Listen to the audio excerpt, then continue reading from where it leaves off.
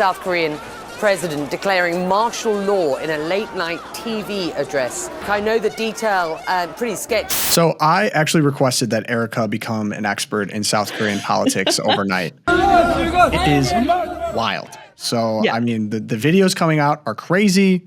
Their president, Yoon Suk Yeol, declared martial law for about 6 hours, and basically the rest of the politicians in the country were like, no, that's not going to happen. Well, it's not like he declared it for only 6 hours. He declared it, and 6 hours later, they were like, no. He turned it over. Yeah. He was unanimously, too. He had to walk that back pretty fast. This is really important. The images that you just saw on the screen of that video, that was the military going into the parliament for South Korea and actually like ousting all of the elected representatives of the people and saying, you got to get out of here. We're in charge now. So it's pretty disturbing. Try like January 6th if it really was an insurrection and really actually did anything bad, like 20 times worse. This was really, really bad. So what was his reasoning?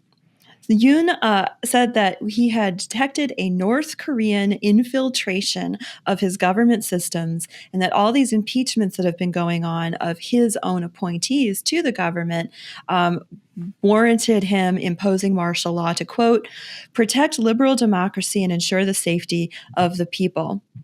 Again, against these sort of like unidentified North Korean Chinese forces that were operating covertly in South Korea to overthrow the government. He offered no evidence for this. He had no testimony. There were no documents released or anything. He just kind of brought in the military, and it did not go well. Lawmakers in South Korea, there's actual video of them scaling the walls back into the National Assembly, fighting off the armed guards so they can cast their votes against the measure, and it was unanimous. I mean, everyone from every political side of every aisle that you can imagine was just like, no, 190 to 0, you're out of here.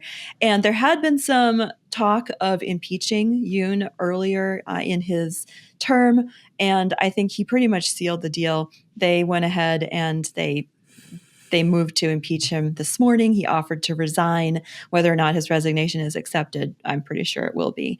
Will be there. Well, okay. So here comes, why does this matter to us?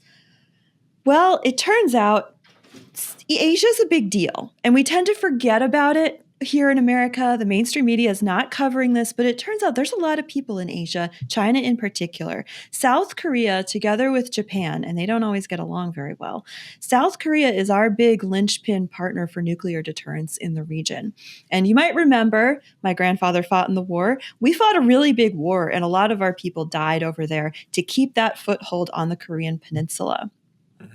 And Yoon, up until this point, has been an ally of the Biden administration. Everyone's like, oh, he's a U.S. ally. Woohoo. Well, he's a Erica. Biden administration ally.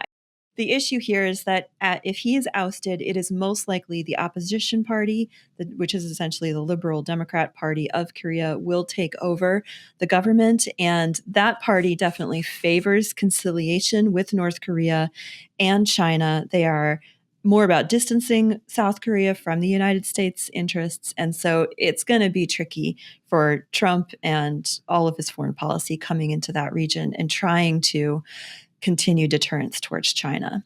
So again, in an era of instability in Russia, Ukraine, in the Middle East, this just further destabilizes that third piece of the puzzle in Northeast Asia. So all eyes on the Koreas right now, wondering what's going to happen. Can we get some Trump magic over there?